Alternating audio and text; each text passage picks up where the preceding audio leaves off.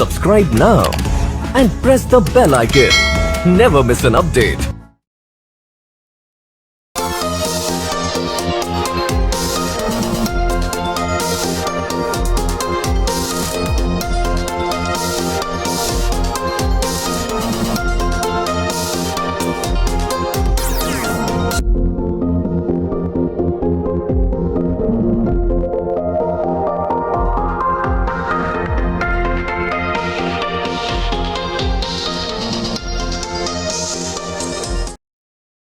Hello everyone, जय हिंद दोस्तों। आपका स्वागत है महिंद्रास के ऑफिशियल यूट्यूब चैनल पर।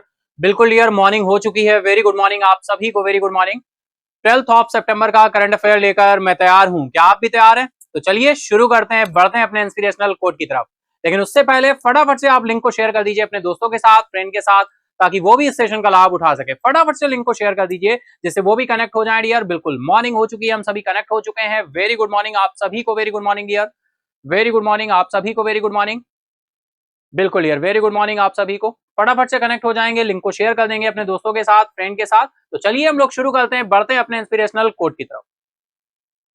दैट इज डियर, अगर हम बात करें आज का इंस्पिरेशनल कोट क्या कहता है, सिर्फ जानना काफी नहीं है, हमें अप्लाई करके भी देखना चाहिए। सिर्फ जानना काफी नहीं है, हमें अप्लाई करके भी देखना चाहिए। चाहना काफी नहीं है, हमें पाना भी चाहिए। यानी केवल जानने से नहीं होगा, हमें चीजों पर अप्लाई करना होगा, इफेक्ट में लाना होगा, तभी वो चीजें हम क्या कर पाएंगे, एक्शन में लाएंगे, तभी हम चीजों को कर पाएंगे। ठीक है डियर, तो चलिए चलते हैं अपने सेशन की तरफ, बढ़ते हैं, इसी पॉजिटिव वाइब के साथ चलेंगे। तो डियर दैट इज, अगर बात करें जो भी न्यू ईयर है उनकी जानकारी के लिए बता दूं, ये session PIB, all India radio, business standard and other sources से सेलेक्टेड न्यूज कलेक्ट करके कंपाइल की जाती है जो आपके एग्जाम के लिए रिलेवेंट हो। दैट इज, स्टार्टिंग से लास्ट तक सेशन में कनेक्ट रहेंगे, तभी आप समझ पाएंगे सेशन में क्या और कैसे हम लोग डिस्कस करते हैं। पहले न्यूज डिस्कशन होता है, देन उसके बाद कंपाइल्ड फैक्ट या स्टैटिक फैक्ट डिस्कस करते हैं, देन उसके बाद में हम लोग आपका एमसीक्यू करते हैं, एमसीक्यू के बाद में क्विज विनर अनाउंस करते हैं और टुडे क्विज क्वेश्चन भी देखते हैं। तो ये पूरा सेशन रहता है। इन तक कनेक्ट रहेंगे तभी आप समझ पाएंगे कि हम किस तरह से इस कंपाइल्ड सेशन में आपके करंट अफेयर के लिए कैसे इंपॉर्टेंट है, ये कैसे रिलेवेंट है, कितना इंपॉर्टेंट है, ये आप समझ पाएंगे जब आप लास्ट तक कनेक्ट रहेंगे। तो चलिए शुरू करते हैं, चलते हैं अपनी फर्स्ट न्यूज की तरफ, देखते हैं हमारी फर्स्ट न्यूज कहां से आ रही है। अपॉइंटमेंट है, इंटरनेशनल न्यूज है या नेशनल न्यूज है या फिर कोई अवार्ड है। चलिए तो चलते हैं फर्स्ट न्यूज की तरफ। फर्स्ट न्यूज है डियर हमारा अपॉइंटमेंट है, और ये अपॉइंटमेंट किसका है। अपॉइंटमेंट से कोई भी न्यूज आती है डायरेक्टली इंपॉर्टेंट होता है कि अपॉइंटमेंट किस पर्सन का हुआ है, उनका नाम क्या है। तो इनका नाम है Neeraj Mittal.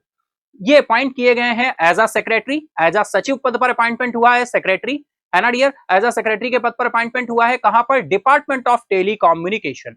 Department of telecommunication, दूर संचार विभाग में एज अ सेक्रेटरी के पद पर इनको अपॉइंट किया गया है। डीओटी शॉर्ट फॉर्म, यानी डिपार्टमेंट ऑफ टेलीकम्युनिकेशन। तो डायरेक्टली अपॉइंटमेंट है डियर, आपको नाम ध्यान रखना है। नीरज मित्तल जी का अपॉइंटमेंट हुआ है डिपार्टमेंट ऑफ टेलीकम्युनिकेशन में। तो डायरेक्टली ये पॉइंट आप नोट कर लेंगे, अपनी डायरी कॉपी पेन लेकर बैठ जाएंगे। जो भी न्यूज में पॉइंट्स बन रहे हैं वो वन बाय वन आप नोट करते जाएंगे, जिससे आप उनको आसानी से रिकॉल कर सके और रिवाइज कर सके। ठीक है, तो फर्स्ट न्यूज है अपॉइंटमेंट से।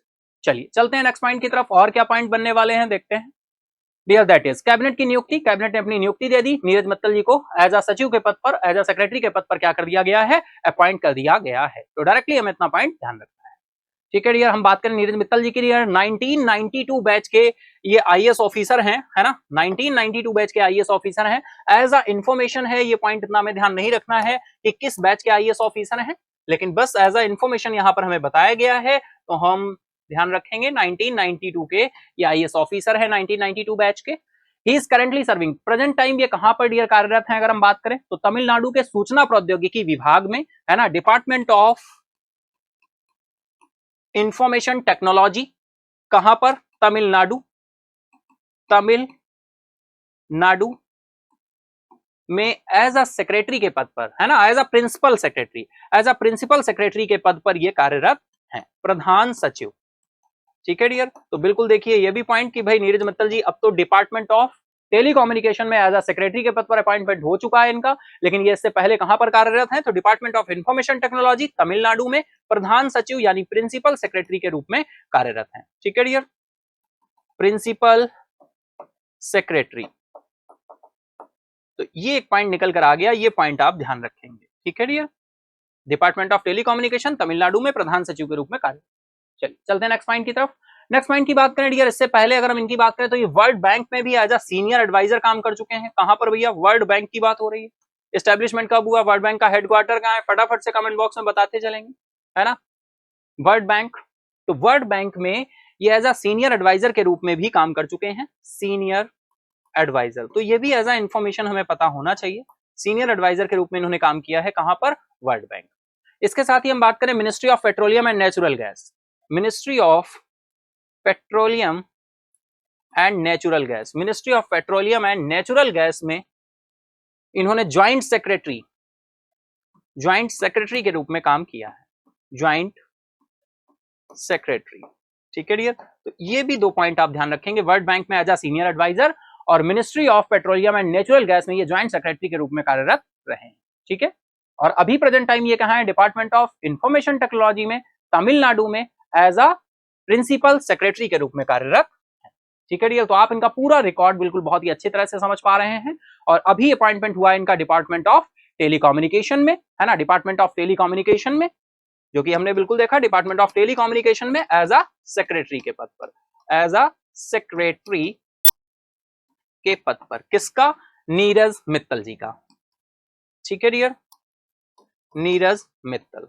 तो आई होप सारे पॉइंट आप बिल्कुल कनेक्ट कर पा रहे होंगे, ठीक है। तो ये जो पॉइंट्स निकल कर आ रहे हैं ये आप अपनी कॉपी पे, नोटबुक पे, डायरी पे नोट करते चलेंगे। लास्ट पॉइंट देखिए क्या आ रहा है, ही इज रिप्लेसिंग के राजा रमन। के राजा रमन जी को इन्होंने क्या किया? रिप्लेस किया, यानी डिपार्टमेंट ऑफ टेलीकम्युनिकेशन में एज अ सेक्रेटरी के पद पर इनसे पहले कौन कार्यरत था? राजा रमन जी। तो इनको इन्होंने क्या किया है? रिप्लेस किया है, ठीक है। तो इनका भी नाम आपको ध्यान रखना होगा, ठीक है।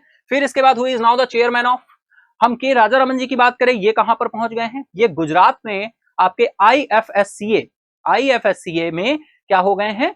प्रिंसिपल चेयरमैन हो गए हैं, ठीक है, चेयरमैन बन गए हैं। कौन? के राजा रमन, जिनको रिप्लेस किया है के राजा रमन जी को नीरज मित्तल जी ने। तो के राजा रमन जी कहां पर अपॉइंट हो गए? तो देखिए यार एक ही न्यूज है और कहां से कहां तक कनेक्ट हो रही है। के राजा रमन जी कहां पर पहुंच गए हैं? आईएफएससीए,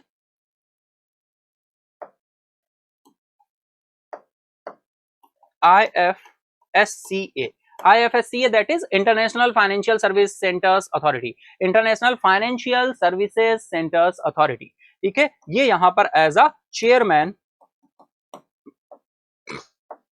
अपॉइंट हो गए हैं। कौन? के राजा रमन। और इनको रिप्लेस किया है किसने? नीरज मित्तल ने। कहां पर? डिपार्टमेंट ऑफ टेलीकम्युनिकेशन में। किस पद पर? एज अ सेक्रेटरी के पद पर। आई होप इतना पॉइंट आपको क्लियर होगा। क्लियर है डियर? आप सभी को इतना पॉइंट क्लियर होगा। ये हमारी फर्स्ट न्यूज थी, अपॉइंटमेंट से नाम नीरज मित्तल जी का आया, है ना। और ये कहां पर कार्यरत हैं ये भी हमने बात की, ये कहां पर अपॉइंट हुए हैं ये भी हमने बात की। इन्होंने किसको रिप्लेस किया है? के राजा रमन जी को रिप्लेस किया है। के राजा रमन जी पहले इनकी जगह पर थे, अब के राजा रमन जी कहां पर पहुंच गए हैं? आईएफएससीए के एज अ चेयरमैन के रूप में इनको अपॉइंट कर दिया गया, ठीक है डियर। चलिए तो इसी के साथ चलते हैं नेक्स्ट पॉइंट की तरफ, नेक्स्ट न्यूज की तरफ। नेक्स्ट न्यूज आ रही है इंटरनेशनल न्यूज। और इंटरनेशनल न्यूज डियर अगर हम बात करें, इससे पहले भी हम लोगों ने ये चीज आसियान समिट, बिल्कुल जैसे कि आप सभी को पता है, बिल्कुल नरेंद्र मोदी जी बहुत ही शॉर्ट ड्यूरेशन के लिए अपनी विजिट पर गए थे, क्योंकि उसके बाद हमारा G20 था और G20 बिल्कुल छाया रहा। और बिल्कुल ये जैसा मैंने बोला था, G20 के लिए आपको वेडनेसडे को अप्रॉक्स, है ना, वेडनेसडे को एक शॉर्ट सेशन लेकर आएंगे जिसमें हम G20 पर लेकर सारी आपकी बातें, सारे पॉइंट्स कर देंगे इन वीडियो में। एक ही वीडियो में आपकी G20 की पूरी बात कर देंगे, एक सेशन ही हो जाएगा जो G20 से रिलेटेड होगा, ठीक है डियर। तो आपको आई होप वेडनेसडे को इवनिंग तक मिल जाएगा, ठीक है। चलिए हम बात कर रहे हैं इस न्यूज की। ये इंटरनेशनल न्यूज है और ये न्यूज डियर क्या कह रही है? भारत जो है इसने ओपन की है एक एम्बेसी तिमोर लिस्ते में। तिमोर लिस्ते के साथ हमने बिल्कुल अपने संबंधों को शुरू किया है और भारत तिमोर लिस्ते में दूतावास खोलेगा, अपनी एम्बेसी ओपन करेगा। ये आसियान समिट जब इंडोनेशिया गए हुए थे नरेंद्र मोदी जी, तो वहां पर ये बिल्कुल अनाउंसमेंट निकल कर आई है, ये पॉइंट निकल कर आया है। तो बिल्कुल आपको ध्यान रखना है। डायरेक्टली क्वेश्चन देखो यहां से कैसे बनेगा। क्वेश्चन इस तरह से बनेगा कि बताइए अभी हाल ही में इंडिया किस देश में अपनी एम्बेसी ओपन करने जा रहा है, ठीक है। हाल ही में इंडिया अपनी एम्बेसी कहां पर ओपन करने जा रहा है, किस कंट्री में ओपन करने जा रहा है? तो आपको ध्यान रखना होगा तिमोर लिस्ते। भारत तिमोर लिस्ते में दूतावास अपना क्या करेगा? ओपन करेगा, जो कि आसियान समिट इंडोनेशिया में जो कि रही जकार्ता में, है ना। यहाँ पर डिफरेंट समिट्स रही फाइनली, है ना। आसियान जो नेशन है उनकी बात हमने की थी और फिर से आज हम फिर बात करेंगे। आसियान में 10 एशियन नेशंस हैं, है ना, उनकी हम बात करेंगे। चलिए नेक्स्ट इज आसियान भारत शिखर सम्मेलन में प्रधानमंत्री ने दिल्ली तिमोर लेस्ते में भारतीय दूतावास स्थापित करने के निर्णय की घोषणा कर दी है। तो डायरेक्टली आपको नाम ध्यान रखना है कंट्री का, तिमोर लेस्ते। ठीक है डियर, तिमोर लेस्ते में एम्बेसी ओपन करेगा, एम्बेसी ओपन करेंगे भारत। ठीक है, भारत तिमोर लेस्ते में अपनी एम्बेसी ओपन करने जा रहा है। तो ये आपको कंट्री का नाम ध्यान रखना है, कंट्री की कैपिटल, करेंसी एंड ये आपके स्टैटिक पॉइंट बहुत इंपॉर्टेंट हो गए। फटाफट से आप लोग कमेंट बॉक्स में बताते चलिए। ठीक है, फटाफट से कमेंट बॉक्स में बताते चलिए।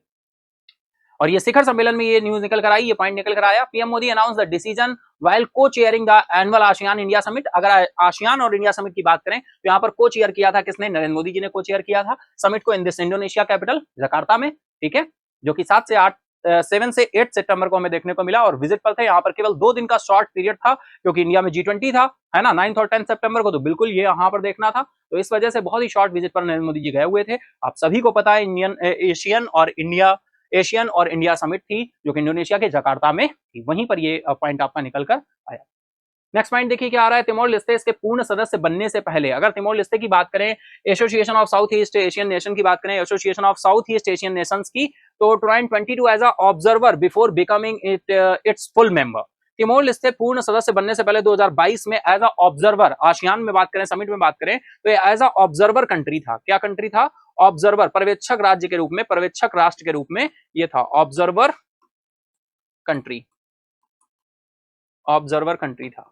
कब? 2022 में। ठीक है, पूर्ण सदस्य बनने से पहले ये क्या था? ऑब्जर्वर कंट्री था। कौन? Timor Leste. ठीक है, अब ये कैसा मेंबर हो गया है? अब ये पूर्ण मेंबर हो गया है, पूर्ण सदस्य हो गया है। ठीक है, पूर्ण तरह से अब ये क्या हो गया है? मेंबर हो गया है। ठीक है डियर, चलिए तिमोर लेस्ते। चलिए next point, ASEAN member countries, ASEAN member countries की अगर हम बात करें डियर, बहुत बार आपके साथ डिस्कस कर चुके हैं, लेकिन एक बार फिर से चलिए देखते हैं फटाफट से कौन कौन से कंट्रीज आ रहे हैं डियर यहाँ पर। तो बिल्कुल देखिए, म्यांमार आ रहा है आपका। ठीक है, Myanmar first is, second is Thailand आपका। अगर हम बात करें नेक्स्ट इज कंबोडिया आ रहा है आपका, सिंगापुर आ रहा है फोर्थ इज, है ना। सिंगापुर के साथ आप जानते ही हमारे इंटरनेशनल रिलेशंस किस तरह के हैं, है ना, बिल्कुल। इसके बाद इंडोनेशिया है, तो Myanmar, Thailand, Cambodia, Singapore, Indonesia. फिर आपका आ रहा है डियर ब्रुनेई। ठीक है, ब्रुनेई, मलेशिया, वियतनाम, फिलीपींस और आपका लाओस। ठीक है, ये 10 कंट्रीज हैं। ठीक है, जो कि आप देख पा रहे हो, मैप भी फाइनली यहाँ पर दिया हुआ है इस तरह से आसियान नेशंस का, आसियान मेंबर कंट्रीज का। Next is association of south east Asian nation. अगर इसकी बात करें डियर, इसके पूर्ण सदस्य देशों में से राजनीतिक और आर्थिक संघ है। दक्षिण पूर्व एशियाई के 10 सदस्य देशों का ये राजनीतिक और आर्थिक सदस्य है। इकोनॉमिक यूनियन एंड पॉलिटिकल, इन दोनों ही पार्ट पर ये है। और डियर यहाँ पर कुछ स्टैटिक पॉइंट हमें ध्यान रखने होंगे। सेक्रेटरी जनरल इसके प्रेजेंट टाइम कौन है? तो काओ किम हॉरून, काओ किम हॉरून 1 जनवरी 2023 से फाइनली ये है। तो सेक्रेटरी जनरल का नाम ध्यान रखना है आपको। अपॉइंटर कौन है? आसियान समिट है, आसियान समिट के द्वारा अपॉइंटमेंट किया जाता है। टर्म लेंथ की बात करें तो 5 ईयर का टर्म रहता है, नॉन रिन्यूएबल रहते हैं। फॉर्मेशन कब हुआ था? तो फॉर्मेशन हुआ था डियर 7 जून को, 7 जून को 1976 में, 7 जून को 1976 में। ठीक है, 7 जून 1976। तो ये आपको फॉर्मेशन ध्यान रखना है ना। आसियान समिट 5 ईयर, और ये सेक्रेटरी जनरल का नाम भी आपको ध्यान रखना। आई होप आपको बिल्कुल ये न्यूज आपकी क्या होगी, क्लियर हो गई होगी। ठीक है, तिमोर लेस्ते ध्यान रखना है। फाइनल जो आपको बताया इंडोनेशिया जकार्ता में जो आसियान और इंडिया की समिट रही, वो आपको ध्यान रखना है। ठीक है डियर, चलिए चलते हैं नेक्स्ट न्यूज की तरफ। नेक्स्ट न्यूज आ रही है डियर, बिल्कुल हम बात करें इनॉग्रेशन से रिलेटेड आ रही है। और ये इनॉग्रेशन है एक मैराथन का, जो कि मैराथन शुरू की गई है 2024 में। और ये मैराथन डियर कहां पर शुरू की गई है? केरला में शुरू की गई है, जायद चैरिटी मैराथन। अब इसके क्या मायने हैं जायद चैरिटी मैराथन के डियर? ये हेल्थ से रिलेटेड, स्वास्थ्य देखभाल के लिए, लोगों की स्वास्थ्य में हेल्प करने के लिए चैरिटी के बिहाफ पे एक ये मैराथन है जो शुरू की गई है ना। और ये बिल्कुल आप देख पा रहे हैं पर्संस ऐसे क्यों दिख रहे हैं आपको अदर कंट्रीज के, है ना। केरला 2024 में उद्घाटन जायद चैरिटी मैराथन की मेजबानी कर रहा है। डायरेक्टली क्वेश्चन यहां से ये बनेगा कि बताइए जायद चैरिटी मैराथन की मेजबानी कौन सा भारतीय राज्य कर रहा है? आपको ऑप्शंस में होंगे तो आपको ऑप्शन में बताना होगा कि कौन सा राज्य है। तो वो केरल राज्य है जो जायद चैरिटी मैराथन की मेजबानी कर रहा है 2024। ठीक है, तो इसका इनॉग्रेशन हो चुका है, इनॉग्रल इवेंट हो चुका है इसका। ठीक है, बिल्कुल इस तरह से हमें देखने को मिलेंगे चेक पॉइंट्स। और फाइनली अब आप देख रहे हो दिव्यांगजन यहाँ पे दिख रहे हैं, स्वास्थ्य से रिलेटेड यहाँ पे सर्विसेज देने के लिए एक चैरिटी की तरह से इसको शुरू किया गया। कब शुरू किया गया, क्यों शुरू किया गया, सारी चीजें हम लोग बिल्कुल देखने वाले हैं। तो चलिए, भारत में उद्घाटन जायद चैरिटी मैराथन 2024 के लिए निर्धारित है। और आयोजन समिति द्वारा आयोजित किया जा रहा है ये, इसका हायर ऑर्गेनाइजेशन कमेटी है उसके द्वारा इसको ऑर्गेनाइज किया जा रहा है। फिर बात करें जायद चैरिटी मैराथन का प्राथमिक उद्देश्य है क्या, धर्मार्थ कारणों के लिए धन जुटाना। ठीक है, जायद चैरिटी मैराथन जो है डायरेक्टली आपको ध्यान रखना है, जायद चैरिटी मैराथन, चैरिटी देखो नाम ही निकल कर आ रहा है, मैराथन है रेज फंड, फंड को रेज करना चैरिटी के लिए, चैरिटेबल कॉजेस के लिए। And the proceeds from the Kerala based marathon will be directed to supporting health care initiatives within the state. Health care initiatives लिए जा सके कहां पर, स्टेट में। ठीक है डियर, कहां पर, स्टेट में। चलिए नेक्स्ट पॉइंट पे, भाई ये जो कार्यक्रम है ये कार्यक्रम संयुक्त अरब अमीरात सरकार यूएई, अगर हम बात करें यूनाइटेड अरब एमिरेट्स की गवर्नमेंट के द्वारा एक शुरू किया गया है। केरल सरकार और संयुक्त अरब अमीरात में भारतीय समुदाय सहित विभिन्न संस्थाओं से प्रायोजक और समर्थन प्राप्त है। इसे विभिन्न संस्थाओं से प्रायोजक और समर्थन प्राप्त है। इस कार्यक्रम को संयुक्त अरब अमीरात की सरकार और केरल सरकार मिलकर इस बार कर रही है 2024 में, और संयुक्त अरब अमीरात में भारतीय समुदाय सहित विभिन्न संस्थाओं से प्रायोजक और समर्थन प्राप्त है। ठीक है डियर, तो स्पॉन्सरशिप प्राप्त है, सपोर्ट प्राप्त है इसको।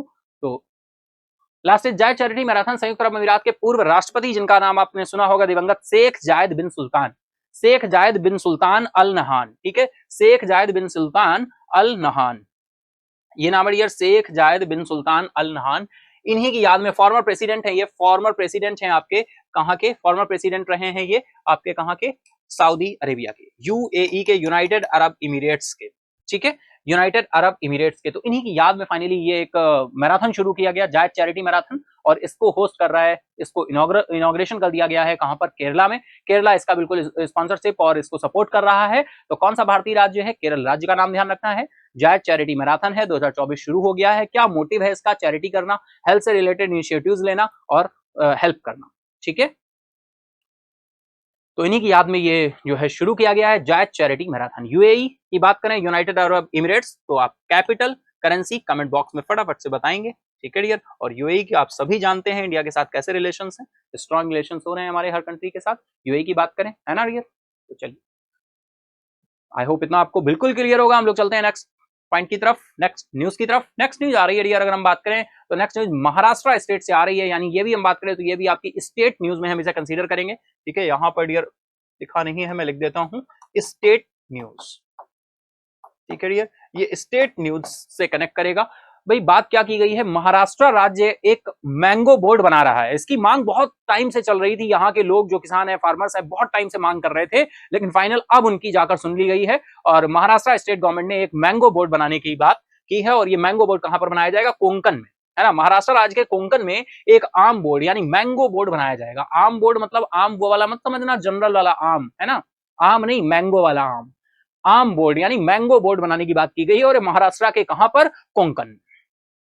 ठीक है, महाराष्ट्र के कोंकण में। डायरेक्टली क्वेश्चन यहां से बनेगा, बताइए अभी हाल ही में कौन सा राज्य है जो मैंगो बोर्ड बना रहा है, या महाराष्ट्र राज्य सरकार मैंगो बोर्ड बना रही है, किस डिस्ट्रिक्ट में बना रही है, किस जिले में बना रही है। तो आपको नाम ध्यान रखना होगा, कोंकण। ठीक है, तो देखिए 2 पॉइंट यहीं से हो गए, आपको कोंकण का नाम ध्यान रखना है, आपको मैंगो बोर्ड ध्यान रखना है, महाराष्ट्र राज्य सरकार बना रही है। क्या और पॉइंट्स हैं, क्या और कनेक्शन होगा इसका, किस न्यूज से क्या क्या पॉइंट और हमें ध्यान रखने होंगे। तो चलिए चलते हैं नेक्स्ट पॉइंट की तरफ, देखते हैं क्या पॉइंट्स बनेंगे। तो डियर बिल्कुल ये आपकी स्टेट न्यूज है, देखिए आप बिल्कुल आ गया है, स्टेट न्यूज है। नेक्स्ट डियर बात करें हापुस, आपने सुना होगा ये आम की एक आपकी प्रजाति है। The Maharashtra state government has decided to establish a mango board in the Konkan region to support large scale Hapus cultivation. Hapus की खेती को समर्थन देने के लिए, हापुस क्या है, हापुस एक वैरायटी है आम की, मैंगो की एक वैरायटी है।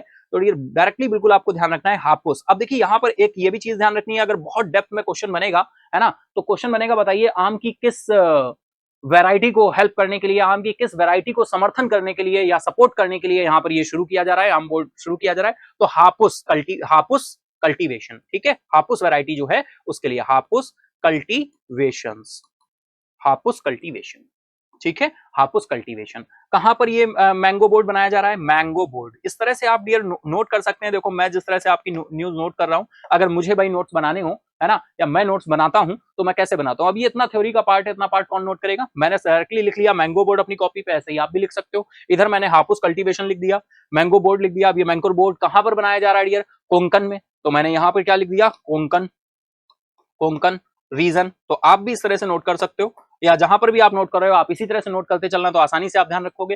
हापुस कल्टीवेशन के लिए महाराष्ट्र स्टेट गवर्नमेंट है, तो डियर यहां पर मैंने लिख दिया महाराष्ट्र, महाराष्ट्र, ठीक है, महाराष्ट्र गवर्नमेंट, महाराष्ट्र गवर्नमेंट आ जाएगा, ठीक है। हापुस कल्टीवेशन, मैंगो बोर्ड बनाने की बात की है कोंकण रीजन में, ठीक है। डायरेक्टली इतने पॉइंट आपको क्लियर होंगे। अब देखो यहाँ पर हेल्प क्या मिलेगी भाई, बीमा मिल जाएगा, कोई किसान है अगर ये आपका करना चाहता है तो उसको इसके लिए क्या मिल जाएगा, हापुस कल्टीवेशन के लिए क्या मिल जाएगा, बीमा मिल जाएगा, बोर्ड बीमा मिल जाएगा, ठीक है। The board will be provide support to area such insurance, insurance मिल जाएगा। प्रोडक्शन इनहेंसमेंट, प्रोडक्शन को कैसे बढ़ाया जाए इसके लिए सपोर्ट मिल जाएगा, है ना। कीट नियंत्रण यानी पेस्टिसाइड्स, जो पेस्टिसाइड्स मिल जाएंगे कंट्रोल करने के लिए। अनुसंधान रिसर्च के लेवल पर यहाँ पर चीजें होंगी। तो और क्या होगा, बहुत ही तेजी के साथ फाइनली क्या होगा, हापुस कल्टीवेशन इंक्रीज होगा और फाइनली फार्मर्स को सपोर्ट मिलेगा, वो आगे बढ़ेंगे, तरक्की करेंगे और फाइनल यही तो मोटिव है ना। तो बिल्कुल इतना पॉइंट आपको ध्यान रखना है। जितने भी पॉइंट यहाँ पे डिस्कस हुए, आई होप आपको बिल्कुल क्लियर होंगे और कोई भी ऐसा आपका पार्ट नहीं होगा जो आपको लग रहा हो कि भाई ये क्या है ना। बिल्कुल सीधा सा टू द पॉइंट न्यूज है। महाराष्ट्र गवर्नमेंट है हापुस कल्टीवेशन को बढ़ाने के लिए, जो मैंगो की एक वैरायटी है, मैंगो बोर्ड बनाने की बात की है। कहां पर, कोंकण रीजन में। इसकी बहुत टाइम से मांग चल रही थी, यहाँ के लोकल रीजन के जो लोग हैं बहुत टाइम से मांग कर रहे। चलिए देखते हैं कुछ और पॉइंट्स। भाई बात करें तो almost a decade after demand of the very first made of the mango growers in Konkan, the state government has decided to establish a mango board in the region, support large scale Hapus cultivation, especially in Ratnagiri and Sindhudurg. अब देखो भाई यहाँ पर और बात आ गई कि Konkan reason में अगर हम बात करें, हापुस कल्टीवेशन जो होता है ये मैक्सिमम कहां पर होता है, ये जो हापुस वैरायटी है इसका सबसे अधिक कल्टीवेशन या सबसे अधिक इसका उत्पादन जो है कौन से डिस्ट्रिक्ट में होता है, बहुत ही इंपॉर्टेंट है डियर। डायरेक्टली यहां से क्वेश्चंस आपके बन जाते हैं, कोई भी एग्जाम हो। हापुस कल्टीवेशन, और डियर बिल्कुल जो भी सेशन देख रहे हैं या न्यू ईयर है, करंट अफेयर का कभी कोई ये नहीं होता, करंट अफेयर का कोई जाति धर्म मजहब नहीं होता कि भैया बैंकिंग में आना है, एसएससी में आना है, रेलवे में आना है, हर एग्जाम में करंट अफेयर आता है। बस थोड़ा सा अप्रोच चेंज होता है ना, अप्रोच चेंज होता है। जैसे बैंकिंग एग्जाम की बात करते हैं आप सभी, तो भाई 6 मंथ का करंट अफेयर बोला जाता है, 6 to 7 मंथ का करंट अफेयर आप देख लीजिए। एसएससी की बात करें या स्टेट लेवल या रेलवे एग्जाम्स की बात करें, सेंट्रल गवर्नमेंट के एग्जाम्स की बात करें, तो 1 ईयर अप्रॉक्स 1 ईयर से 1.5 ईयर तक हमें कवर करना होता है ना। अप्रॉक्स 1 ईयर तक लेके चले तो कवर हो जाता है, 1.5 ईयर तक लेके चले मैक्सिमम टू मैक्सिमम। यानी करंट अफेयर किसी भी एग्जाम की आप प्रिपरेशन कर रहे हो इंपॉर्टेंट है ही, है ना। और करंट अफेयर एक साथ नहीं एग्जाम के टाइम नहीं तैयार होता, तो हमें पहले से प्रिपेयर करके चलना होता है। तो डेली का डेली आप थोड़ा थोड़ा करते रहेंगे, यानी 10 न्यूज आप डेली टारगेट लेके चलेंगे तो फाइनल धीरे धीरे आपकी चीजें होती जाएंगी। वीकली करंट अफेयर रिवीजन के लिए होता है, आप सभी को पता है। जब मंथ कंप्लीट होता है तो हम टॉप 200 क्वेश्चन लेके आते हैं, जो आपके लिए बहुत ही सेलेक्टेड करके टॉप 200 क्वेश्चंस लाए जाते हैं, जो आपके एग्जाम में डायरेक्टली हिट करें और आप और वो बहुत ही इंपॉर्टेंट हो, जो पूरे मंथ का आपका रिवीजन करा दें, ठीक है डियर। तो इस तरह से आप डेली डेली कनेक्ट होते रहेंगे और बिल्कुल विश्वास के साथ जुड़े रहेंगे, कनेक्ट रहेंगे। कोई भी चीज है, कोई भी आपकी सलाह है, कोई भी एडवाइस है, तो फाइनल कमेंट बॉक्स में दे सकते हैं, बता सकते हैं, है ना। और बिल्कुल कमेंट बॉक्स में आप कनेक्ट रहेंगे, एक्टिव रहेंगे। चलिए हापुस कल्टीवेशन तो डियर बात कर रहे हैं, support large scale Hapus cultivation specially कौन से डिस्ट्रिक्ट्स में, तो रत्नागिरी और आपका कौन सा आ रहा है, सिंधुदुर्ग डिस्ट्रिक्ट, ठीक है। रत्नागिरी, तो ये दोनों आपको ध्यान रखने हैं, रत्नागिरी और आपका क्या है, सिंधुदुर्ग, सिंधुदुर्ग, ठीक है। रत्नागिरी और सिंधुदुर्ग, ठीक है। ये डिस्ट्रिक्ट हैं जहां पर ये जिलों में बड़े पैमानों पे हापुस की खेती का क्या होता है, हापुस कल्टीवेशन होता है, ठीक है डियर। आई होप इतना पॉइंट आपको क्लियर होगा, ठीक है। चलिए चलते हैं नेक्स्ट पॉइंट पे। नेक्स्ट देखिए कुछ मैंगो की प्रजातियां, वैरायटीज बहुत ही इंपॉर्टेंट दी गई हैं डियर, डायरेक्टली एक बार देख लेंगे भाई। Indian mango varieties by the state, भाई देखकर बिल्कुल क्या आ रहा होगा, पानी आ रहा होगा। अल्फांसो की बात करें तो ये महाराष्ट्र को रिप्रेजेंट करता है। अल्फांसो एक वैरायटी होती है जो महाराष्ट्र को बिलोंग करती है, आप सभी को पता भी होंगी, लेकिन हाँ कुछ इंपॉर्टेंट है तो हमें बिल्कुल पता होनी चाहिए। अल्फांसो महाराष्ट्र। तोतापरी की बात करें तो ये कर्नाटका को डिनोट करता है, कर्नाटका तोतापरी। इसके बाद में आ रहा है डियर बनगनापल्ली, ये मध्य प्रदेश को करता है, बनगनापल्ली। फिर इसके बाद दशहरी आ रहा है, उत्तर प्रदेश, है ना, आप सभी जानते होंगे। हिमसागर वेस्ट बंगाल, केसर गुजरात, केसर गुजरात। फिर आपका आ रहा है लंगड़ा, लंगड़ा बोलते हैं इसको डियर, ये उत्तर प्रदेश से है। अंबिका उत्तर प्रदेश से आ रहा है। फिर आपका मैलगोवा आ रहा है, ये तमिलनाडु और कर्नाटका, तमिलनाडु और कर्नाटका। वनराज गुजरात, वनराज गुजरात। फिर आपका आ रहा है सुवर्ण रेखा, स्वर्ण रेखा आंध्र प्रदेश और उड़ीसा, स्वर्ण रेखा आंध्र प्रदेश और उड़ीसा। इसके बाद में चौसा आ रहा है हिमाचल प्रदेश और बिहार, चौसा हिमाचल प्रदेश और बिहार। इसमें से मैक्सिमम आपने नाम सुने होंगे, लेकिन आपको मैक्सिमम पता भी होंगे। अगर आपको कोई नहीं पता है, जैसे स्वर्ण रेखा हो गया, है ना, स्वर्ण रेखा हो गया, लंगड़ा हो गया, केसर हो गया, वनराज हो गया। तो ये आपको वैरायटीज थोड़ी सी पता होनी चाहिए कि कहाँ कहाँ पे ये क्या होता है, कल्टीवेशन कहाँ पर होता है, इनका उत्पादन कहाँ पर होता है, ये वैरायटीज हमारी किस राज्य को रिप्रेजेंट करती हैं। और ये मैंगो की बात करें तो आप सभी जानते हैं फलों का राजा है, बचपन से हम लोग बिल्कुल पढ़ते चले आ रहे हैं। और आम के साथ तो बिल्कुल हमारे प्राचीनतम से प्राचीनतम, हमारी एंशिएंट टाइम से जो है ये जो फल है रिप्रेजेंट कर रहा है भारतीय संस्कृति और कल्चर को, है ना डियर। तो चलिए चलते हैं इसी के साथ नेक्स्ट पॉइंट पे। नेक्स्ट देखिए, पूरा एक ये फिगर दिया हुआ है डियर, आसानी से इत्मीनान से आपको जब पीडीएफ मिल जाएगी तो उस पीडीएफ से आप इसको बिल्कुल आसानी से देख सकते हैं। हर स्टेट को यहाँ पर एवरी ऑल मैक्सिमम स्टेट्स को कवर किया गया और सारी जो प्रजातियां हैं वो यहाँ पर वैरायटीज बताई गई हैं। जैसे पंजाब के लिए देखिए चौसा, दशहरी, मालदा, है ना। हरियाणा में आपका बताया गया चौसा, दशहरी, लंगड़ा और फाजिल। उत्तर प्रदेश में आपका है बॉम्बे ग्रीन, चौसा, दशहरी, लंगड़ा, है ना। बिल्कुल सारे यहाँ पर दिए हुए हैं, तो आप बिल्कुल इत्मीनान से इसको जब पीडीएफ मिल जाएगी तो वहां से आप इसको ले सकते हैं और फाइनली कहीं पर भी नोट कर सकते हैं या नोट डाउन कर सकते हैं। ठीक है, तो ये हमारी न्यूज थी, स्टेट न्यूज थी महाराष्ट्र से, जहां पे एक आम बोर्ड बनाया जा रहा है, मैंगो बोर्ड बनाया जा रहा है। आम बोर्ड बोले तो आप सोचेंगे आम बोर्ड मतलब क्या, है ना, मैंगो बोर्ड बनाया जा रहा है। ठीक है डियर, तो चलिए ये पॉइंट आप बिल्कुल ध्यान रखेंगे। इसी के साथ हम लोग चलते हैं नेक्स्ट न्यूज की तरफ। नेक्स्ट न्यूज आ रही है डियर अवार्ड से। अवार्ड से बात करें तो यहाँ पर अवार्ड किसको मिल रहा है, कौन दे रहा है, क्या अवार्ड है, चलिए देखते हैं। अवार्ड की बात कर रहे हैं डियर अदीब अहमद। अदीब अहमद जी को ये अवार्ड मिला है और ये leading fintech personality of the year award है। Leading fintech personality of the year award, ठीक है, बिल्कुल इतना पॉइंट आपको ध्यान रखना होगा डियर, डायरेक्टली पूछ दिया जाता है। अदीब अहमद को leading fintech personality of the year award दिया जा रहा है। ग्लोबल फिनटेक अवार्ड है 2023 का और ये किसको मिला है, अदीब अहमद को। तो इनका नाम आपको ध्यान रखना है, अदीब अहमद। ठीक है डियर, क्या और पॉइंट होने वाले हैं, चलिए देखते हैं। Global fintech award 2023 GFA, global fintech award 2023 held annually part of the global fintech fest 2023। कहां पर ये ऑर्गेनाइज हेल्ड किया गया डियर, मुंबई में। और फाइनली अवार्ड मिला किसे, अदीब अहमद को। ठीक है, चलिए next point is this year of the converted global award leading fintech personality of the year award for the Gulf cooperation countries region was awarded to Adeeb Ahmed, managing director of the Abu Dhabi based Lulu financial holding. अगर हम dear बात करें अदीब अहमद की, तो ये कौन है, ये कौन है डियर, तो ये Lulu financial holdings, Lulu financial holdings के मैनेजिंग डायरेक्टर हैं, एमडी हैं। ठीक है, लुलू फाइनेंशियल होल्डिंग्स के ये क्या है, मैनेजिंग डायरेक्टर हैं। अबू धाबी बेस्ड है ये, अबू धाबी बेस्ड,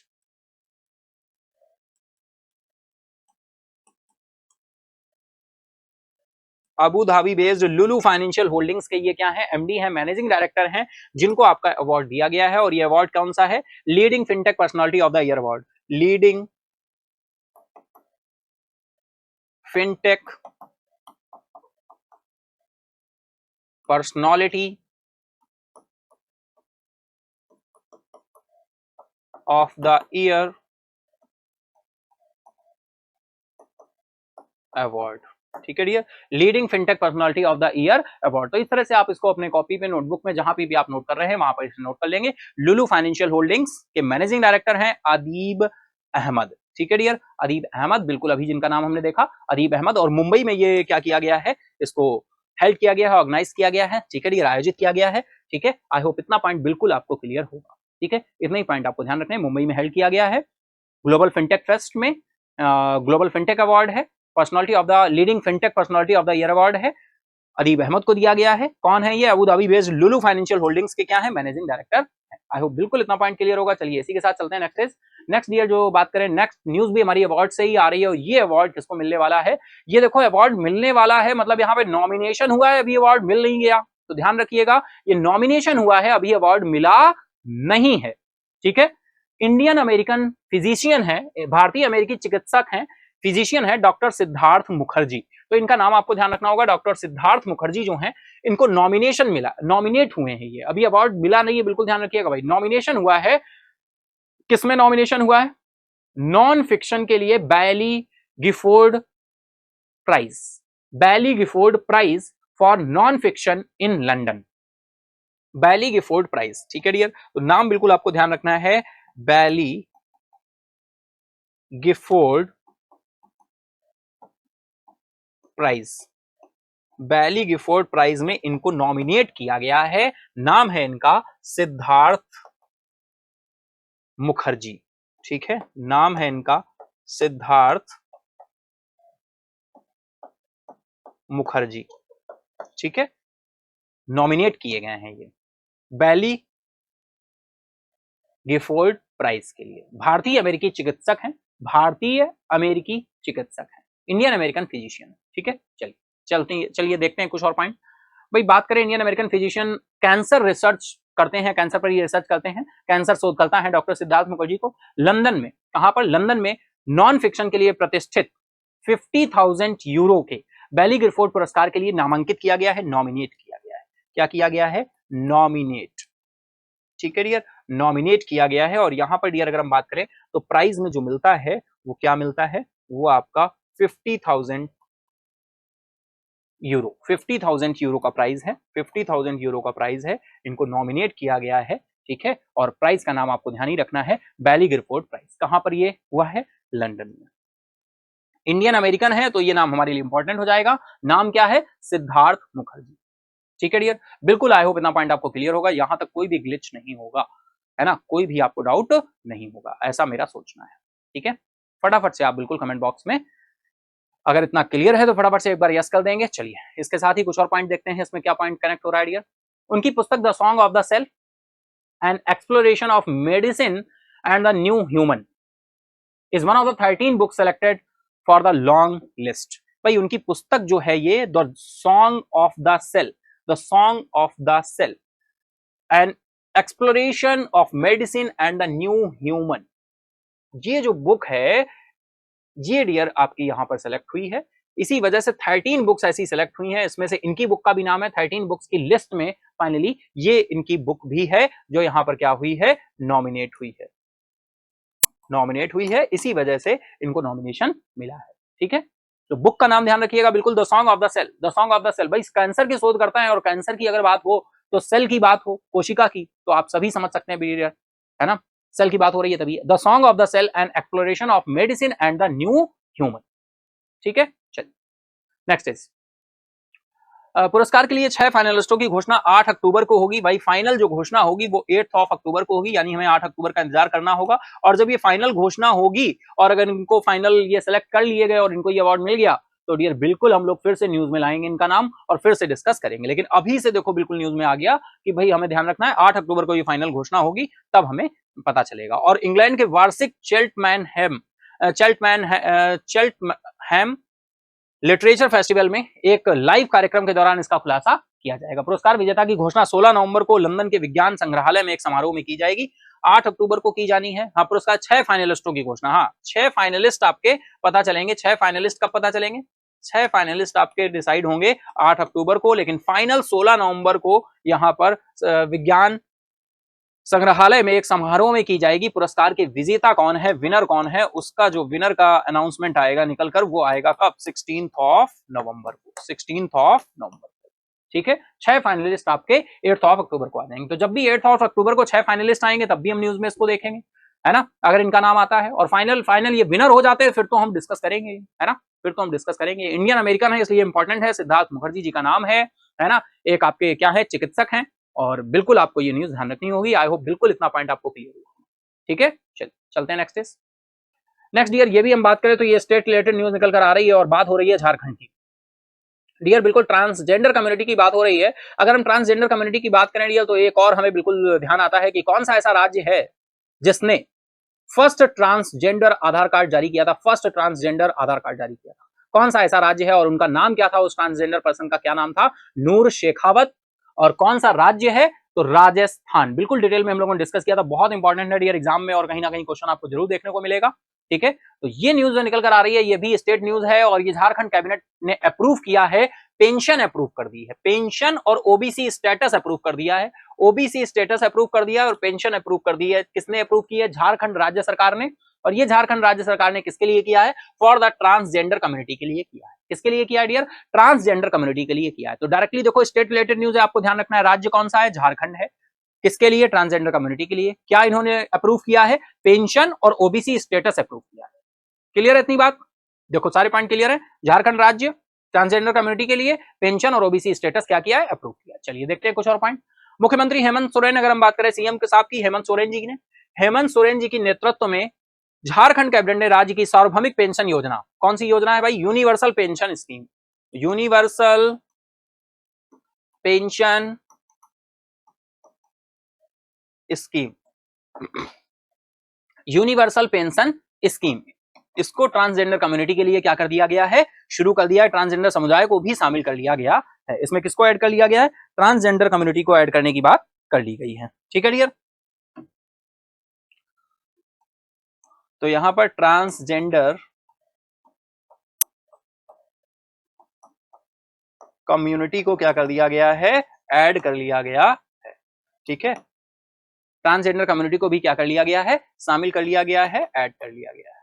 क्लियर है इतना बात? इतना पॉइंट क्लियर है आप सभी को? आई होप इतना क्लियर है। तो फटाफट से कमेंट बॉक्स में यस करो, फटाफट से कमेंट बॉक्स में यस कर दो डियर। ठीक है, आई होप इतना पॉइंट आप सभी को क्लियर होगा। फटाफट से कमेंट बॉक्स में यस कर दीजिए।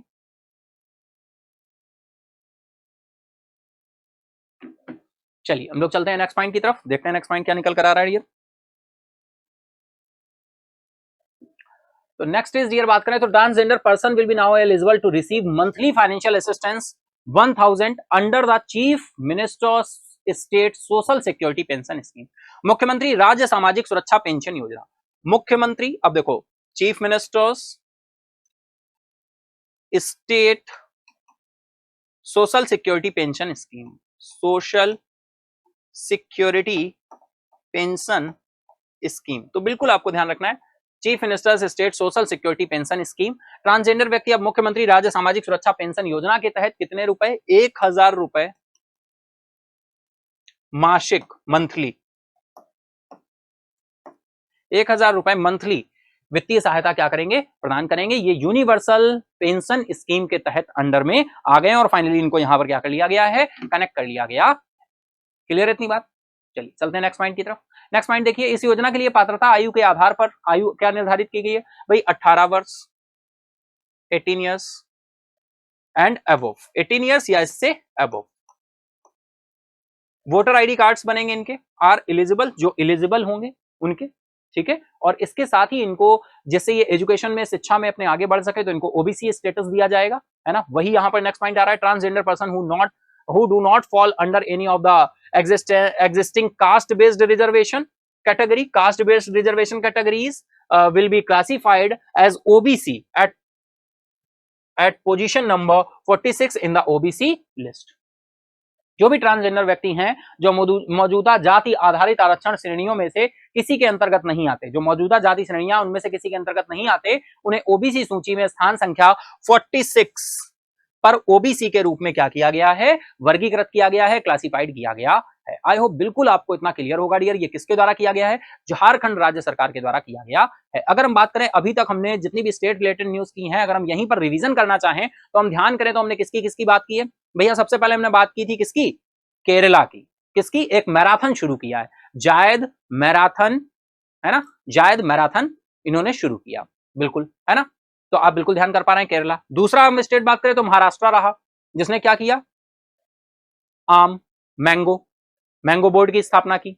ठीक है, तीसरा जो स्टेट रिलेटेड न्यूज रही वो महाराष्ट्र से आई, जिसने ट्रांसजेंडरों के लिए, सॉरी, झारखंड की न्यूज आई। महाराष्ट्र तो आम बोर्ड हो गया, मैंगो बोर्ड हो गया, और केरला आपका जायद मैराथन हो गया। और ये हम बात कर रहे हैं किसकी? झारखंड की, जिसने ट्रांसजेंडरों के लिए क्या किया है? पेंशन स्कीम और इनको ओबीसी स्टेटस देने की बात की। और फाइनली इस न्यूज को हमने डिस्कस कर लिया। तो आई होप इतना पॉइंट आपको बिल्कुल क्लियर होगा डियर। चलिए इसी के साथ हम चलते हैं नेक्स्ट पॉइंट की तरफ। नेक्स्ट पॉइंट क्या बोल रहे हैं भाई? इसका ऑब्जेक्टिव क्या है? The objective of this decision to ensure that transgender person can avail the benefit of reservation in the government job opportunities, जिससे इनको क्या मिल सके? बेनिफिट्स मिल सके, रिजर्वेशन का लाभ मिल सके। जो भी गवर्नमेंट राज्य सरकार इनको अपॉर्चुनिटीज दे रही है जॉब के लिए, उनका ये लाभ उठा सकें। यही मेन मोटिव है, यही ऑब्जेक्टिव है कि समाज की मुख्य धारा से जुड़ सके और अपनी चीजों को क्या कर सके? यूटिलाइज कर सके और गवर्नमेंट की योजनाएं जो हैं उनका लाभ उठा सके। ठीक है डियर, चलिए आई होप इतना पॉइंट क्लियर होगा। चलिए हम चलते हैं नेक्स्ट न्यूज की तरफ। नेक्स्ट न्यूज आ रही है डियर आपकी, बिल्कुल इंटरनेशनल न्यूज आ रही है, और ये बात हो रही है टोरंटो इंटरनेशनल फिल्म फेस्टिवल की। किसकी बात हो रही है dear? Toronto international film festival की बात हो रही है। आप सभी देख पा रहे हैं टोरंटो इंटरनेशनल फिल्म फेस्टिवल। और ये डियर किस नंबर का फिल्म फेस्टिवल है? टोरंटो इंटरनेशनल फिल्म फेस्टिवल की अगर हम बात करें 48 48th टोरंटो फिल्म फेस्टिवल है डियर, पीआईबी की न्यूज है ना। टोरंटो इंटरनेशनल फिल्म फेस्टिवल निकल कर आ रहा है और ये कहां पर, कनाडा। कनाडा आप सभी जानते हैं, टोरंटो जो शहर है वो कहां का है, कनाडा का ही है ना। कनाडा की राजधानी क्या है, ओटावा, है ना। कनाडा की करेंसी क्या है, फटाफट से कमेंट बॉक्स में बताएंगे आप सभी। तो Toronto 48th Toronto international film festival, क्या इंडिया से कोई डेलीगेट्स गए हुए हैं? जी हाँ, बिल्कुल यहां से गए हुए हैं। चलिए देखते हैं क्या पॉइंट्स बनेंगे, क्या हमें ध्यान रखना है। The 48th Toronto international film festival begin Canada, Canada में बिल्कुल बिगिन हो चुका है। इंडिया विल एक्टिवली पार्टिसिपेट कर रहा है इसमें, इंडिया एक्टिव तरीके से यहाँ पर पार्टिसिपेट कर रहा है, तभी तो न्यूज में आया है ना। नहीं तो कोई फिल्म फेस्टिवल हो रहा है, हम पार्टिसिपेट नहीं कर रहे तो क्या मतलब है उसे डिस्कस करने का, है ना। तो इंडिया पार्टिसिपेट कर रहा है dear. India will actively participate in the 48th TIFF यानी टोरंटो इंटरनेशनल फिल्म फेस्टिवल, ठीक है डियर।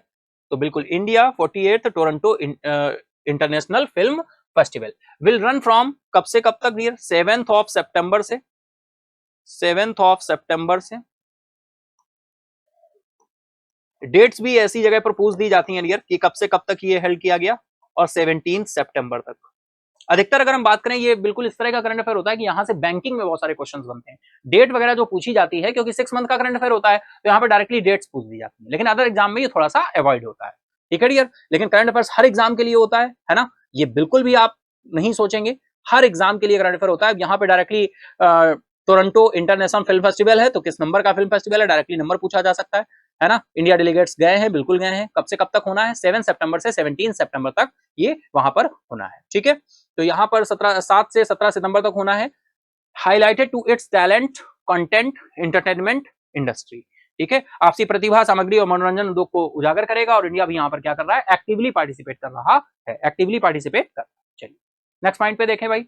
अगर बात करें तो official Indian delegation participating TIF will be led by the Prithul Kumar dear. अगर हम बात करें यहाँ पर जो नेतृत्व कर रहे हैं, यहाँ पर भारतीय प्रतिनिधिमंडल जो गया है, इंडियन डेलीगेशन जो गया है, इंडियन डेलीगेशन जो पार्टिसिपेट कर रहे हैं, पार्टिसिपेट कर रहे हैं, है ना डियर, जो पार्टिसिपेट कर रहे हैं, इनका हेड कौन है भाई, इनको हेड कौन कर रहा है, इनका नेतृत्व कौन कर रहा है, तो इनको हेड कौन कर रहा है, इसका नाम, इनका नाम हमें बिल्कुल ध्यान रखना है डियर, डायरेक्टली पूछ दिया जाता है एग्जाम में, बताइए कौन हेड कर रहा है, तो इनको हेड कर रहे हैं आपके पृथुल कुमार, ठीक है, नाम ध्यान रखना है, पृथुल कुमार, पृथुल कुमार, ठीक है डियर।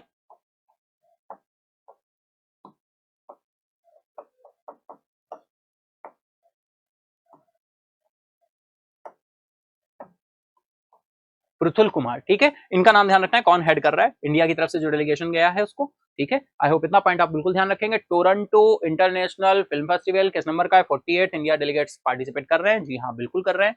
इनको हेड कौन कर रहा है, पृथुल कुमार कर रहे हैं। चलिए चलते हैं नेक्स्ट पॉइंट की तरफ। नेक्स्ट पॉइंट देखिए, this year TIFF selected 6 Indian films to be a part of its official selection. बिल्कुल यार, इस साल अगर हम बात करें टोरंटो इंटरनेशनल फिल्म फेस्टिवल में आधिकारिक चयन का हिस्सा बनने के लिए 6 भारतीय फिल्मों का चयन किया गया। कितनी फिल्मों का चयन किया गया? 6 इंडियन मूवीज का, 6 इंडियन फिल्म्स का चयन किया गया है।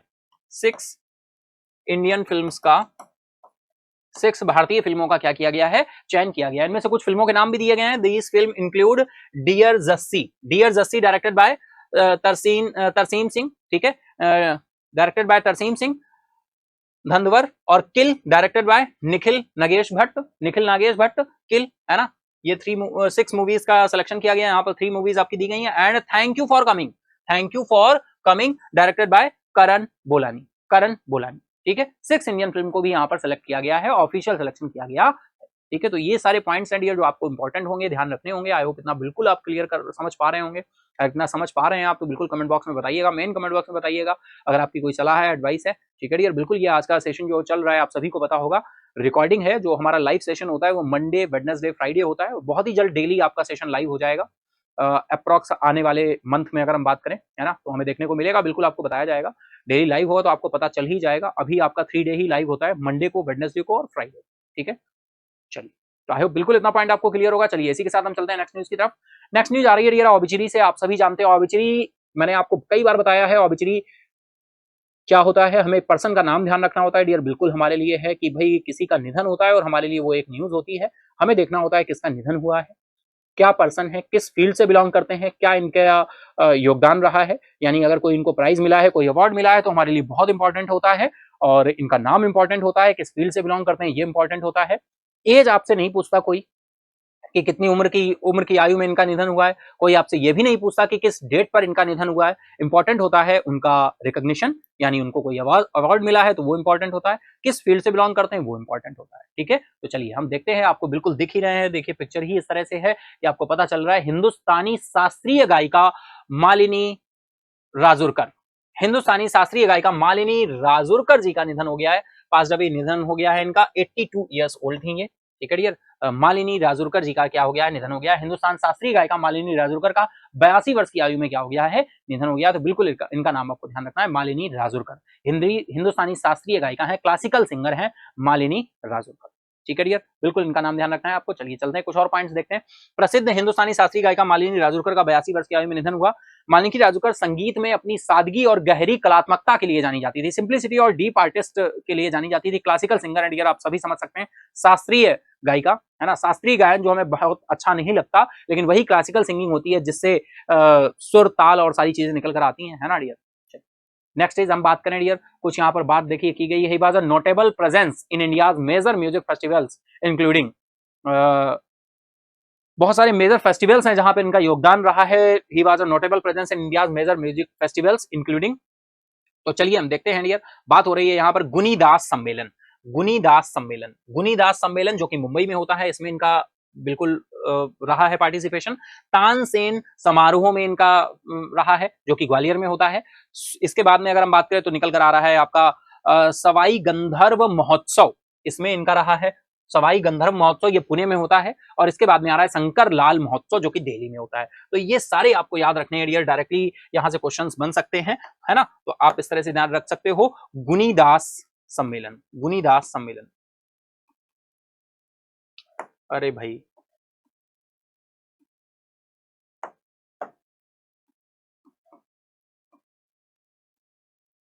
गुनीदास सम्मेलन, ठीक है डियर। गुनीदास सम्मेलन जो है ये मुंबई का है, गुनीदास सम्मेलन मुंबई, इस तरह से आप कनेक्ट करते चलना। इसके बाद में तानसेन समारोह है, तानसेन समारोह ये आपका डियर, तानसेन समारोह की बात करें तो ये आपका ग्वालियर है, ग्वालियर।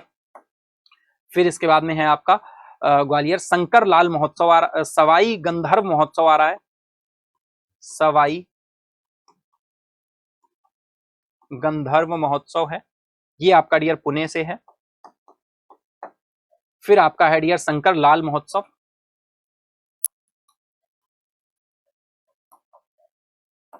शंकर लाल महोत्सव ये डियर आपका दिल्ली से है।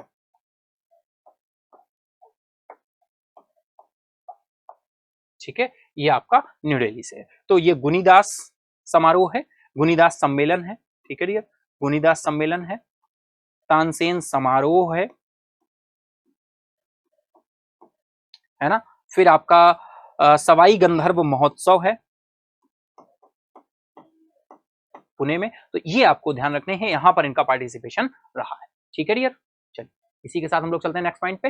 नेक्स्ट पॉइंट देखिए, मालिनी राजुरकर को संगीत की टप्पा और तराना शैलियों में इनकी विशेषता के लिए बहुत माना जाता है डियर। देखिए कोई भी डीप में थोड़ा सा क्वेश्चन आएगा तो पूछा जा सकता है। मालिनी राजुरकर जी का जो निधन हुआ है, finally highly regarded for his expertise tappa and tarana शैलियों, tappa and tarana style of music बोला जाता है इसको, टप्पा एंड तराना। ठीक है, स्टाइल ऑफ म्यूजिक है ये, स्टाइल ऑफ म्यूजिक है। तो ये भी आपको थोड़ा सा एडिशनल पॉइंट ये ध्यान रखना होगा डियर, है ना। स्टाइल ऑफ म्यूजिक, टप्पा और तराना।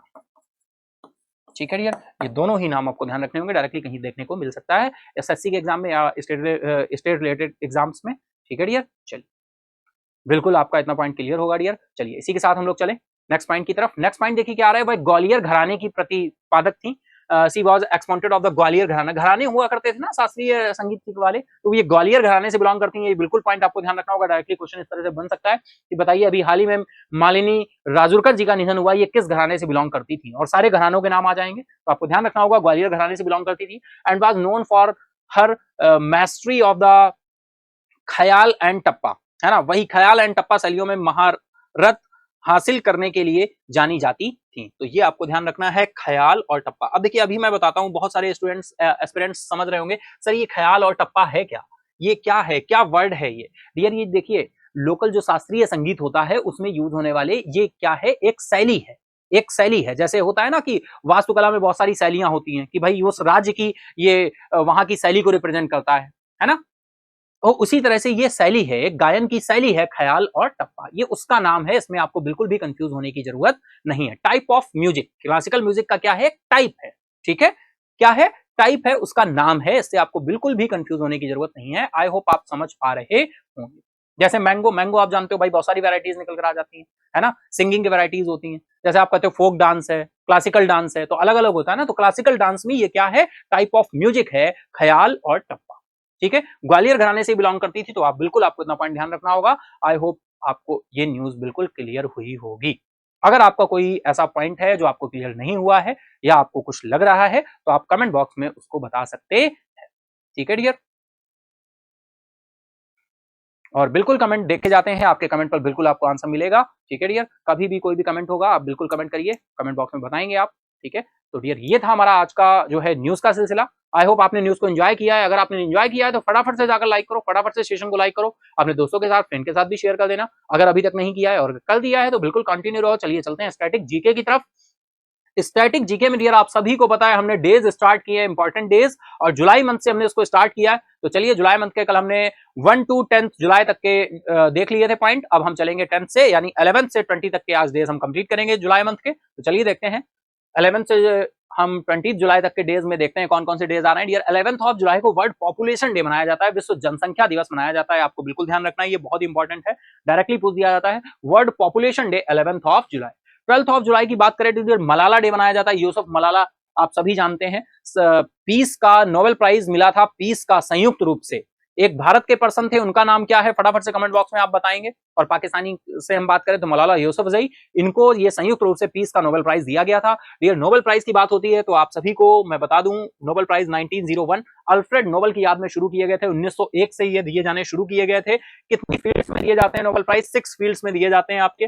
फिजिक्स की फील्ड में, केमिस्ट्री की फील्ड में, है ना, फिजिक्स की फील्ड में, केमिस्ट्री की फील्ड में, मेडिसिन की फील्ड में, है ना, इकोनॉमी की फील्ड में, इकोनॉमी की फील्ड में, और इसके साथ ही हम बात करें आपकी लिटरेचर की फील्ड में दिए जाते हैं, और फाइनल हम बात करें तो पीस की फील्ड में यानी शांति के क्षेत्र में ये अवार्ड दिए जाते हैं। तो 6 फील्ड्स में ये अवार्ड दिए जाते हैं, ठीक है। चलिए 12th ऑफ जुलाई को पेपर बैग डे, तो इन्हीं की याद में क्या मतलब अभी भी ये प्रेजेंट है ना। एक ऐसी घटना हुई थी, आतंकवादी घटना, ये स्कूल जाने के खिलाफ तालिबानियों ने क्या किया था, फाइनली इन पर अटैक कर दिया था और फाइनल ये बच गई थी, और इसके बाद में इनकी बुक और बहुत सारी चीजें निकल कर आई। तो मलाला डे के रूप में हम 12th ऑफ जुलाई को मनाते हैं, है ना, मलाला डे के रूप में मनाते हैं इसको। 12th of July paper bag day मनाया जाता है। पेपर बैग डे भाई आप सभी जानते हो पॉल्यूशन कितना अधिक बढ़ रहा है, जिससे हम पॉलिथीन का यूज कम कर सकें, इसके लिए पेपर बैग डे मनाया जाता है 12th ऑफ जुलाई को। तो ये तीनों ही डे बहुत इंपॉर्टेंट है ना डियर। चलिए चलते हैं नेक्स्ट डेज। तो बिल्कुल इंपॉर्टेंट डेज की बात हो रही है। नेक्स्ट डेज हम चलेंगे डियर जुलाई में 14th ऑफ जुलाई आ रहे हैं, बैलिस्टल डे। वो भाई बैलिस्टल डे में इस बार प्रधानमंत्री नरेंद्र मोदी जी ने भी पार्टिसिपेट किया था। 14th ऑफ जुलाई को था, वहां का ये नेशनल है, कहां का, फ्रांस का, फ्रेंच नेशनल डे के रूप में मनाता है इसको। यहाँ पर जेल में जो कैदी थे फाइनली वहां के लोगों के द्वारा एक रिवॉल्यूशन था, है ना, उनके बचाव के लिए एक रिवॉल्यूशन था, बैलिस्टल डे के रूप में मनाया जाता है यहाँ पर फ्रांस में। फ्रांस की बात हो रही है, और इस साल ही नरेंद्र मोदी जी वहां पर विजिट पे गए हुए थे, एज अ चीफ गेस्ट के रूप में यहाँ पर गए हुए थे, किसमें, बैलिस्टल डे में भाग लेने एज अ चीफ गेस्ट के रूप में, ठीक है डियर। 15th ऑफ जुलाई की बात करें तो वर्ल्ड यूथ स्किल डे मनाया जाता है, world youth skill day 15th of July. 17th July world day for international justice, world day for international justice. तो ये तीनों डे आपके आई होप बिल्कुल आपको क्लियर हों, ठीक है डियर। चलिए नेक्स्ट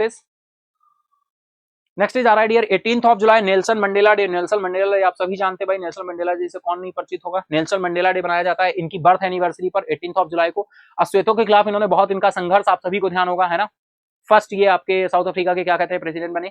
20th जुलाई को इंटरनेशनल मून डे बनाया जाता है। मून डे भाई क्यों, आप सभी को पता है, मून पर सबसे पहली बार अमेरिका के जो नागरिक हैं उन्होंने कदम रखा। कौन कौन थे जिन्होंने कदम रखा था, उनका नाम बताएंगे कमेंट बॉक्स में आप। तो उसी दिन, वो 20 जुलाई का दिन था, इसी वजह से ये इंटरनेशनल मून डे मनाना इन्होंने शुरू किया। जैसे हमने कौन सा डे मनाना शुरू किया है, 23 ऑफ अगस्त को नरेंद्र मोदी जी ने अनाउंस किया है, बताएंगे कमेंट बॉक्स में आप सभी, क्योंकि चंद्रमा पर हमने चंद्रयान 3 की सफल लैंडिंग की, है ना, प्रज्ञान रोवर हमारा लैंड किया और बिल्कुल सफलतापूर्वक ये मिशन सफल रहा है ना डियर। तो इस वजह से हमने कौन सा डे है जिसको हमने 23 अगस्त को मनाना शुरू किया है, फटाफट से कमेंट बॉक्स में बताएंगे। तो इसी तरह से ये इन्होंने इंटरनेशनल मून डे डिक्लेयर किया 20 जुलाई को, और 20 जुलाई को है इंटरनेशनल चेस डे भी मनाया जाता है, इंटरनेशनल चेस डे भी 20 जुलाई को होता है। ठीक है डियर, तो ये हम 1 से 10 दिन यानी 10 दिन को कवर करके चलते हैं, एक एक मंथ को लेकर चलेंगे और फाइनली फिर जुलाई के बाद अगस्त में चलेंगे। ठीक है डियर, आई होप बिल्कुल इतना पॉइंट आपको क्लियर होगा।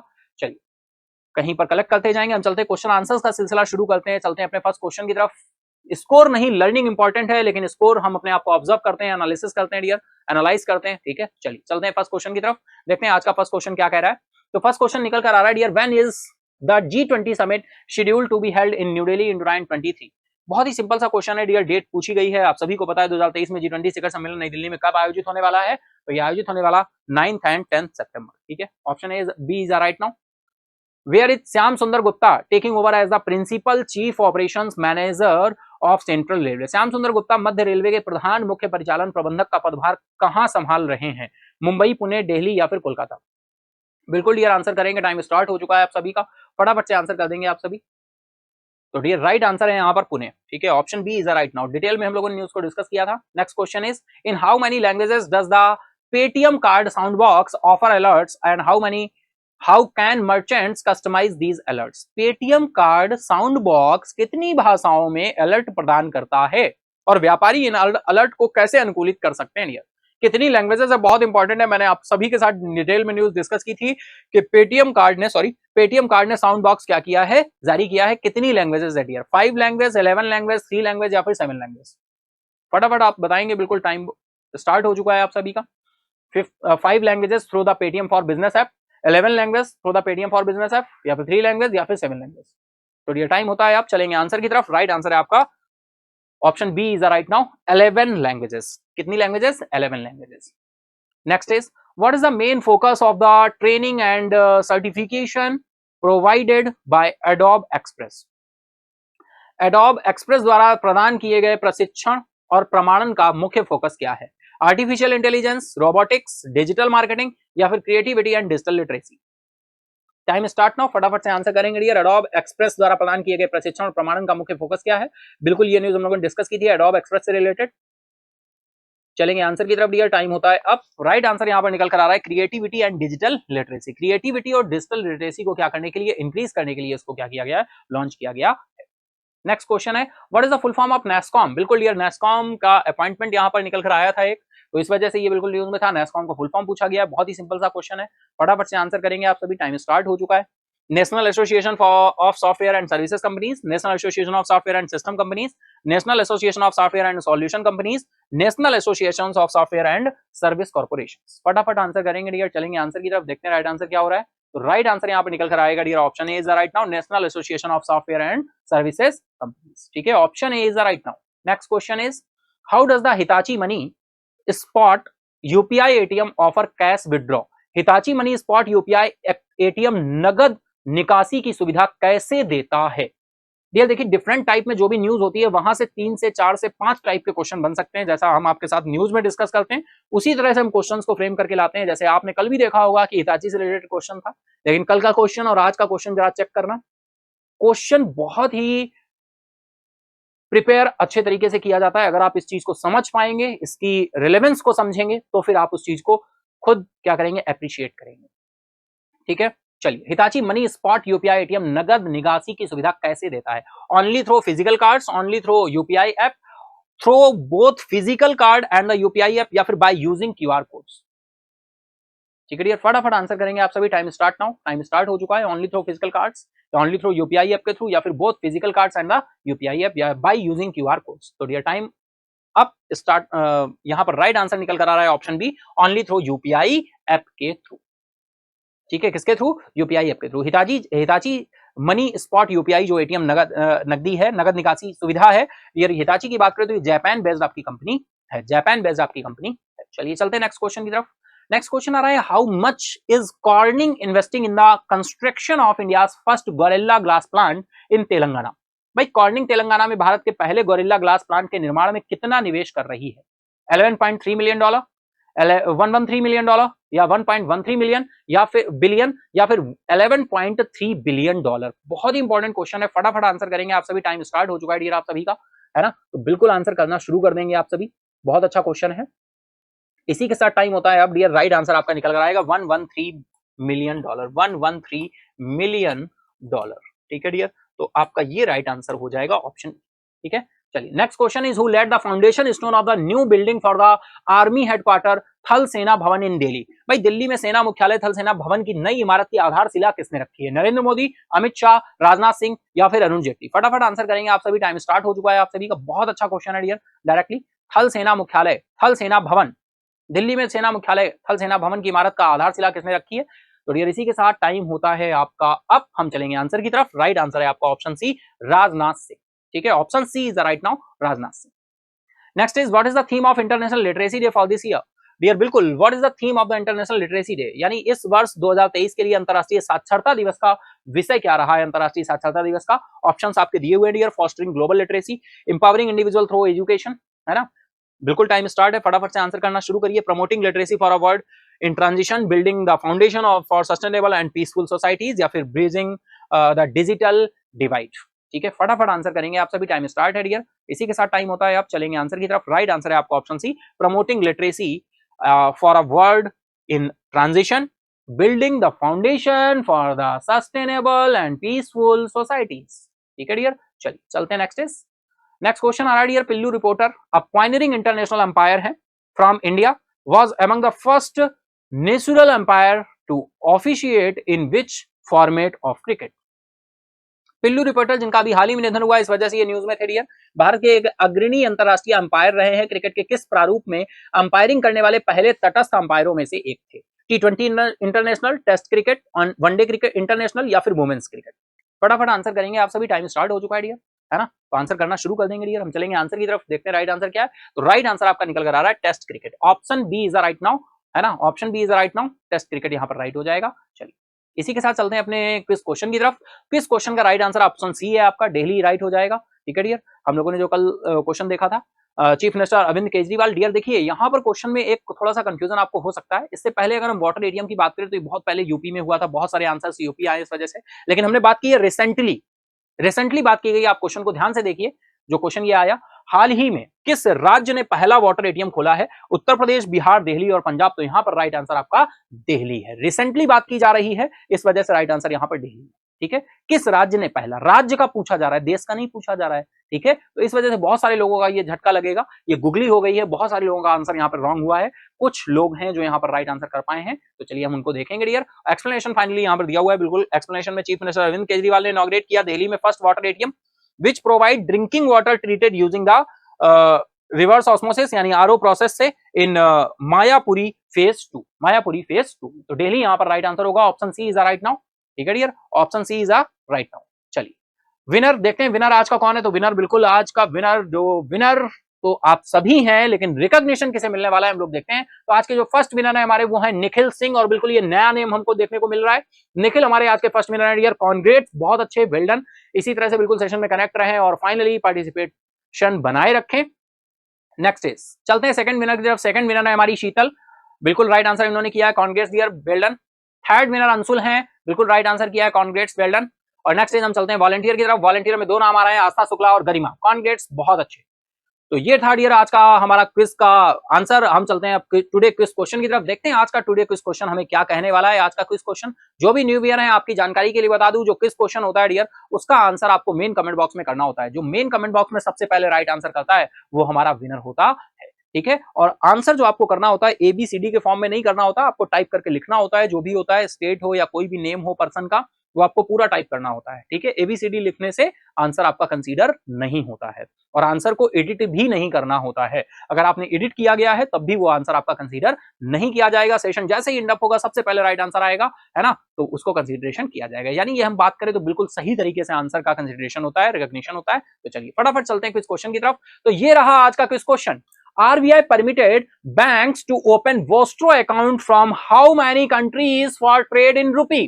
आरबीआई ने बैंकों को रुपए में व्यापार के लिए कितने देशों में वोस्ट्रो खाते खोलने की अनुमति दी है डियर? वोस्ट्रो और नोस्ट्रो, जब ये न्यूज थी तो हमने डिटेल में आपको डिस्कस किया था कि वोस्ट्रो और नोस्ट्रो क्या होता है। तो भाई आरबीआई ने बैंकों को रुपए में व्यापार करने के लिए कितने देशों में वोस्ट्रो खाते खोलने की अनुमति दी है? ऑप्शन है आपके 22, 23, 24 या फिर 26। तो इंतजार करिए सेशन के एंडअप होने का। सेशन एंडअप होते ही फटाफट से कमेंट बॉक्स में आपको राइट आंसर करना होगा। ठीक है डियर, तो ये था हमारा आज का सेशन। आई होप आपने सेशन को एंजॉय किया होगा। अगर आपने सेशन को एंजॉय किया तो भैया ईमानदारी से जाकर सेशन को लाइक कर दो। फटाफट से सेशन को लाइक करो, अपने दोस्तों के साथ, फ्रेंड के साथ शेयर करना मत भूलना। और अगर अभी तक नहीं किया है सब्सक्राइब, तो फटाफट से सब्सक्राइब कर लो महेंद्राज ऑफिशियल को। ठीक है, फटाफट से सब्सक्राइब कर लो। इसी के साथ सेशन में डेली कनेक्ट होते रहो। मंथली सेशन अगर अभी आपने नहीं देखा है तो जुलाई मंथ का भी अपलोड हो चुका है टॉप 200 क्वेश्चंस, अगस्त मंथ का भी अपलोड हो चुका है टॉप 200 क्वेश्चंस। तो जाकर उसको देखो और मंथली रिवीजन करो। वीकली हम लोग संडे को रिवीजन करते हैं, आपको पता है। तो डेली कनेक्ट रहें और इसी तरह से हेल्दी एटमॉस्फेयर बना के रखें, है ना। और सारी चीजों के साथ हम लोग बिल्कुल चलते रहेंगे डियर। G20 का सेशन हम बिल्कुल लेकर आएंगे, टॉप शॉर्ट सेशन बना देंगे आपके लिए। ठीक है, जिसमें G20 से रिलेटेड जितनी भी पॉइंट्स होंगे वो सारे कवर करने की कोशिश करेंगे। ठीक है dear, thank you everyone, goodbye, take care, have a nice day. Subscribe now and press the bell icon. Never miss an update.